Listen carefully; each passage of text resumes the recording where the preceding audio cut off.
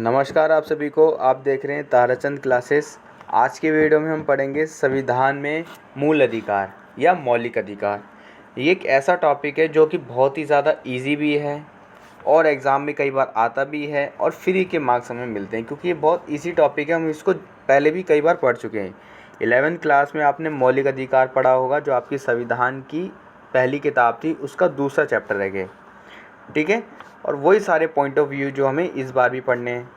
बस कोई ज़्यादा एक्स्ट्रा नहीं है, बस राज्य के नीति निर्देशक तत्व हैं, उसमें कुछ एक्स्ट्रा पॉइंट्स हैं, उन्हें हम डिस्कशन करेंगे। बाकी ये बहुत इजी है, ठीक है। समझने में भी हमें दिक्कत नहीं होती, स्कूल टाइम से हम पढ़ते आ रहे हैं। अगर आपने अपनी एसएसटी की किताबें भी पढ़ी होंगी तो 6ठी 7वीं 8वीं सभी क्लासेस में हमें पढ़ाए जाते हैं मौलिक अधिकार। और एनसीईआरटी की हर बुक में मौलिक कर्तव्य भी दिए गए होते हैं। चलो कोई बात नहीं, अगर किसी ने वो भी नहीं पढ़े तो अब पढ़ लेना, बहुत ही ईजी टॉपिक है ये।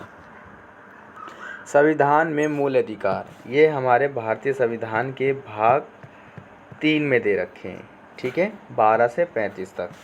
12 के अंदर डेफिनेशन दे रखी है, आप प्रीवियस वीडियो में देख चुके होंगे। और 13 में ये बता रखा है हम कब मौलिक अधिकार के अंदर कमी कर सकते हैं, ठीक है। बस और कुछ नहीं है। चलिए, पहले ये जो हमारे मौलिक अधिकार जो हैं हमारे सीमित होते हैं, ये अनलिमिटेड नहीं है, इस पर कभी भी रोक लगाई जा सकती है, यानी कि हटा सकते हैं इसमें। एग्जाम्पल के लिए हमारा संपत्ति वाला जो है, ठीक है। पहले हमारे ये अधिकार 7 थे, लेकिन अब 6 हैं, क्योंकि 44वें संविधान संशोधन 1978 द्वारा हटा दिया गया। इसे अनुच्छेद 300 का के तहत एक कानूनी अधिकार बना दिया गया है, ठीक है। एक कानूनी अधिकार बना दिया गया है, यानी कि है ये दर्जा, बस मौलिक अधिकार से इसे अलग किया गया है, ठीक है। एक एक करके हम हर अधिकार के बारे में पढ़ेंगे। आज की वीडियो में हम समानता के बारे में पढ़ेंगे, इक्वेलिटी के बारे में, ठीक है। जैसे 14 से 18 अनुच्छेद में कितने सारे पॉइंट्स हमें दे रखे हैं। नॉर्मली यही इसकी डेफिनेशन है समानता का अधिकार कि भारत में, ठीक है, कानून के समक्ष सभी व्यक्ति समान हैं, उनके साथ किसी भी प्रकार का दुर्व्यवहार नहीं किया जाएगा। अगर उनकी स्वतंत्रता को छीना जाता है तो वो एक कानूनी तरीके से ही उनसे छीनी जाएगी, अन्यथा किसी भी व्यक्ति से उसकी आज़ादी नहीं छीनी जा सकती या उसके साथ दुर्व्यवहार नहीं किया जा सकता। ओके, चलिए हम पढ़ते हैं कुछ बुक्स की डेफिनेशन।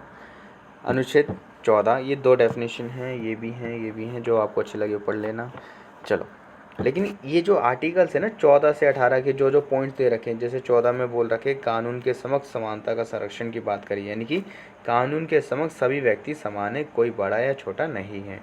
फिर अनुच्छेद 15 में कहता है धर्म की बात करता है, 16 में लोक नियोजन, फिर 17 में करता है हमारा अनटचेबिलिटी की बात करता है, यानी अस्पर्शता की बात करता है, फिर सेना या विधा संबंधी सम्मान। चलो हम पढ़ते हैं आगे इन सब की। अनुच्छेद 14, विधि के समक्ष समानता एवं विधियों का समान संरक्षण, एक जैसे लोगों के साथ एक सा व्यवहार किया जाए, सभी के लिए पर्याप्त अवसर प्रकट किए जाएं, ठीक है। ये 4 प्रकार के होते हैं हमारी सोसाइटी में, तो राजनीतिक, नागरिक यानी कि कानूनी भी, सामाजिक समानता और आर्थिक, ये सारे पॉइंट, यानी कि राजनीतिक, नागरिक, सामाजिक समानता और आर्थिक समानता, ये सारे पॉइंट हमारे को सोसाइटी में मिलने चाहिए। और ये सारे पॉइंट ऑफ व्यू मौलिक अधिकार द्वारा हमारे देश में, भारत देश में हर क्षेत्र में, जहाँ तक भारत की सीमाएं, हर नागरिकों को ये सारे राइट्स मिलते हैं। चलिए, आर्टिकल 14, यानी राज्य भारत के राज्य क्षेत्र में किसी भी व्यक्ति को विधि के समक्ष समता यानी समानता से या विधियों के समान संरक्षण से वंचित नहीं करेगा। विधि का शासन संविधान का आधारभूत ढांचा है।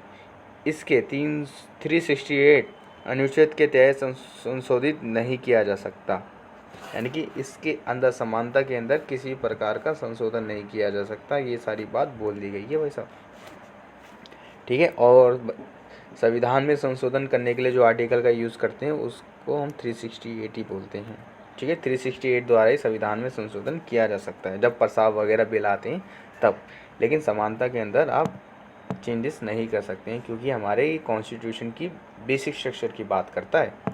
चलिए, अब हम पढ़ते हैं अनुच्छेद 15 कि देखो हमारे देश में भारत में धर्म, मूल, वंश, लिंग और जन्म के भेदभाव का प्रतिषेध है। यानी कि भारत में किसी भी व्यक्ति के साथ धर्म, मूल, वंश, लिंग और जन्म के आधार पर भेदभाव नहीं किया जा सकता। अगर कोई करेगा तो उसके खिलाफ कानूनी कार्रवाई हो सकती है। लोक नियोजन के विषय में अवसर की समानता, यानी कि जितने भी जॉब्स के अवसर मिलते हैं, ठीक है, जितने भी जॉब्स के अवसर मिलते हैं तो सभी नागरिकों को इक्वेलिटी का दर्जा दिया जाएगा। ठीक है, इक्वेलिटी का यानी सभी लोग क्या कर सकते हैं, आवेदन कर सकते हैं। ऐसा नहीं है कि सिर्फ एक जॉब निकली इसके लिए कुछ ही लोग आवेदन कर सकते हैं, बाकी नहीं है। ऐसा नहीं, सभी के लिए आवेदन का प्रमाण तय किया गया है, सब लोग आ सकते हैं। अनुच्छेद 17 कहता है अनटचेबिलिटी की, यानी अस्पर्शता। यानी कि पहले पुराने टाइम में होता ना कि उसको टच मत करो, उसको देखो मत, उससे दूर रहो। ठीक है, तो इस तरीके की जो भी एक्टिविटी हमारे इंडियन सोसाइटीज़ में होती थी उस पर रोक लगा दी गई है। ठीक है, ओके। अगर कोई ऐसा कोई करता है व्यक्ति कि उसको छूना नहीं, पाप लगेगा, श्रापित हो जाओगे, इस तरह का कुछ, मतलब कि उसको सोसाइटी में एक तरह से अलग महसूस कराया जाता है कि तुम एक अलग व्यक्ति हो। ऐसा नहीं होना चाहिए, क्योंकि उसकी लाइफ तो फिर अंधेरे में चली जाएगी ना पूरी, तो वो परेशान सा हो जाएगा। तो ये गलत बात है। किसी को ऐसा, सब इक्वली तो हैं, कोई सब एक जैसे ही हैं, कोई भी अनोखा नहीं है, सब बढ़िया है भाई साहब। सब अपना अच्छा कर्म करना चाहिए लोगों को और अपना विकास करना चाहिए। इस तरह की मेंटेलिटी लोगों को नहीं रखनी चाहिए। चलो, सेना या विद्या संबंधी सम्मान के सिवाय सभी उपाधियों पर रोक, यानी कि सेना और एजुकेशन से संबंधी सम्मान के सिवाय सभी उपाधियों का मतलब होता है उपहार वगैरह।